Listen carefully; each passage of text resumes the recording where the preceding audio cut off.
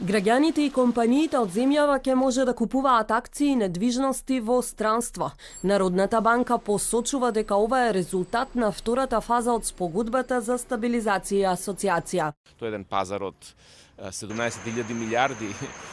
долари бруто домашен производ годишно, со огромен број на фирми, со развиен примарен и секундарен пазар на хартија од вредност, значи издавање и тргување со нив, рамноправно да учествуваме и да можеме да си го зголемуваме нашето портфолио и нашите приноси, не само со домашните фирми, туку да си купиме и од други фирми, ако мислиме дека нивниот принос, а често и нивниот принос може да биде поголем од овој во Македонија, да купуваме хартија од вредност. Како одлив на средства од една страна краткорочно можеби ќе биде некој девизен одлив, меѓутоа генерално ако се направат добри инвестиции ќе има и репатриација на тој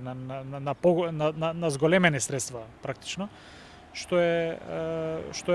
добро за државата. Она што е по мене најбитно во моментот е да се створат услови да можат луѓето да створат дополнителен доход кој што ќе го наменат за вложување, било да е во Македонија или во странство. Иако не се очекува голем одлив на девизи, сепак надлежните институции ќе треба внимателно да ја следат состојбата. Една од сериозните нуспоследици е таа либерализација на купувањето, или ние викаме на капиталната сметка, ќе придонесе за првичен одлив на девизни средства од Република Македонија, затоа што граѓаните со купување на хартиите од вредност, најчесто акциите во странство, ќе ги прелеваат домашните денари преку банкарскиот механизам во девизи и ќе се одливаат во странство.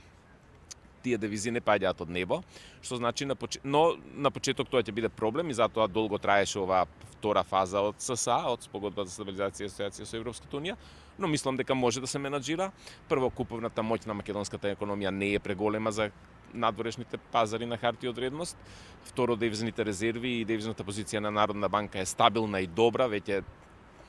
15 на години наназад, има добро покритие, што значи дека можеме полека да се вклучиме во нормалните текови на пазарната економија на Европската унија. Од Народната банка потенцираат дека забраната за отворање сметки на правни и физички лица во странски банки и натаму останува во примена.